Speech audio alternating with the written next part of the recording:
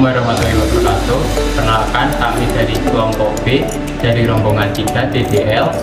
Perkenalkan, saya Tri Angga Prasetyo dengan NIM A1 dari kelas B. Saya sebagai ketua kelompok. Perkenalkan, saya Evita Surafika Diamna Mitwari dengan NIM A1 dari kelas D. Perkenalkan, nama saya Koifi Tina Sakuntala dengan NIM A1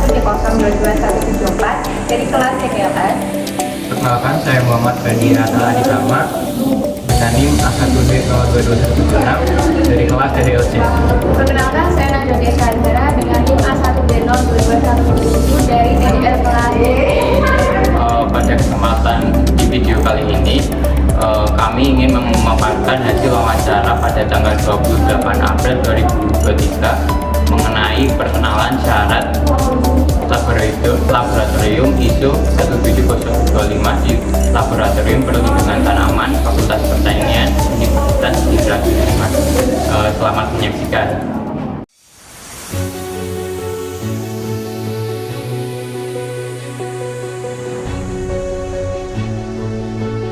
Pengertian ISO 17025 berdasarkan hasil wawancara yang dilakukan oleh laboran dan didukung oleh buku referensi implementasi ISO atau ISC 17025 2017 oleh Badan Standarisasi Nasional.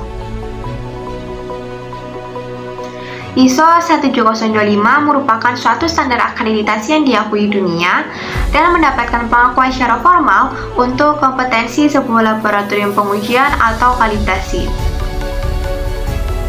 ISO 17025 berisi tentang semua persyaratan yang harus dipenuhi oleh laboratorium pengujian atau laboratorium kalibrasi jika laboratorium tersebut ingin menunjukkan bahwa telah menerapkan sistem mutu, mempunyai kemampuan secara teknis, dan menghasilkan data yang valid.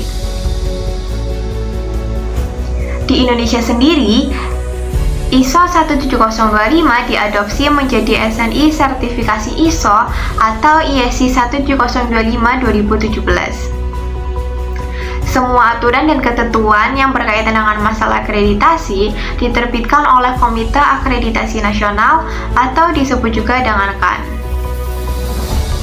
KAN merupakan lembaga non-struktural yang bertanggung jawab terhadap masalah akreditasi penilaian kesesuaian.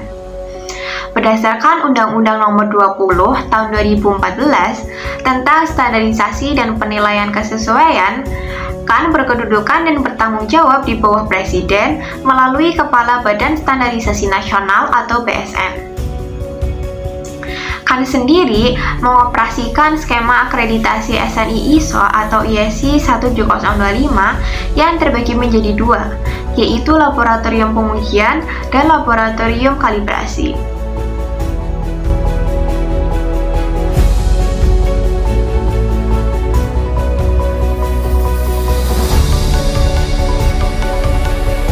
Laboratorium Perlindungan Tanaman Fakultas Pertanian Universitas Jenderal Sudirman bukan merupakan laboratorium ISO 17025 karena standar ISO 17025 merupakan standar internasional untuk kompetensi pengujian dan kalibrasi.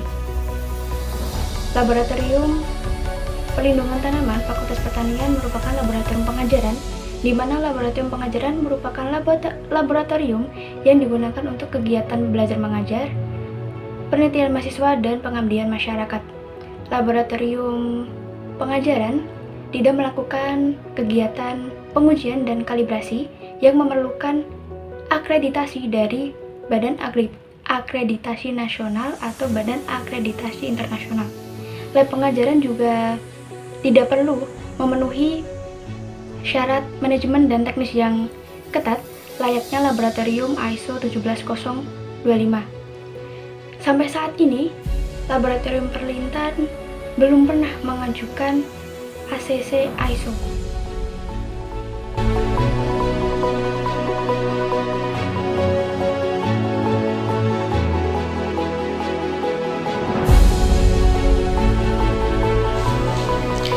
Membahas mengenai manfaat, tentunya terdapat banyak sekali manfaat yang bisa didapatkan oleh sebuah laboratorium yang memiliki sertifikasi ISO 17025 ini.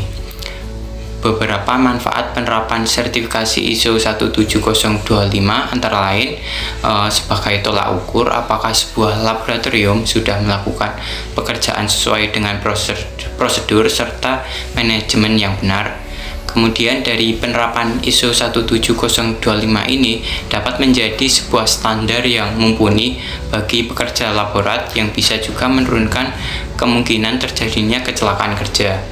Nah, kepemilikan sertifikasi ISO 17025 juga berguna sebagai standar potensi para pekerja laboratorium sehingga mereka akan dituntut untuk memiliki komitmen yang tinggi dalam memenuhi kebutuhan pelanggan. Penerapan ISO 17025 juga membantu perbaikan sistem manajemen yang berlaku di sebuah laboratorium secara berkelanjutan.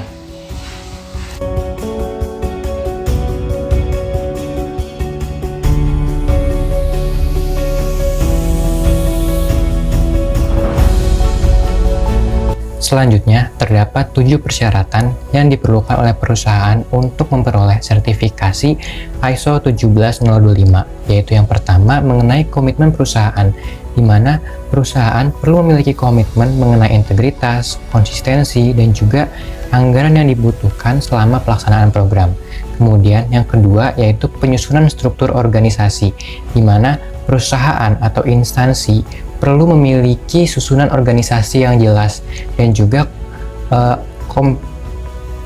kompeten pada bidangnya masing-masing. Kemudian yang ketiga yaitu penentuan parameter, di mana parameter yang dimaksud di sini adalah jenis analisa yang akan digunakan, seperti metode, alat dan bahan, dan juga material-material yang perlu dipersiapkan atau dibutuhkan. Yang keempat yaitu penyusunan atau persiapan dokumen, di mana dokumen menjadi 3 level, yaitu level yang pertama dokumen mengenai mutu, dan juga yang kedua yaitu dokumen mengenai SOP, sementara dokumen level ketiga yaitu dokumen mengenai instruksi kerja.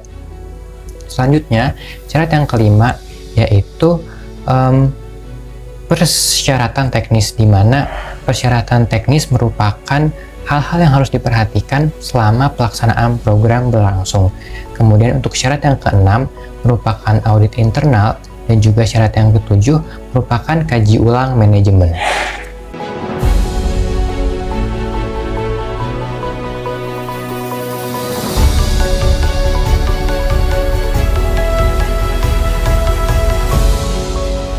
Sertifikat akreditasi SNI ISO 17025/2017 dari KAN berlaku selama 5 tahun sejak tanggal akreditasi ditetapkan. Selama 5 tahun masa akreditasi, KAN akan melaksanakan surveillance sebanyak 2 kali hingga akreditasi berakhir. Kunjungan asesor KAN untuk reakreditasi ini dilakukan maksimal 6 bulan sebelum masa berlaku sertifikat akreditasi berakhir. Perpanjangan melalui lembaga KAN dilakukan dengan mencantumkan dokumen termutakhir terbaru 9 bulan sebelum berakhir. Apabila LPK belum mendapatkan keputusan reakreditasi sampai dengan berakhirnya masa sertifikat akreditasi, maka LPK tidak diperbolehkan menggunakan simbol-simbol akreditasi KAN dan tidak diperbolehkan melaksanakan kegiatan penilaian kesesuaian yang tercakup dalam lingkungan akreditasi.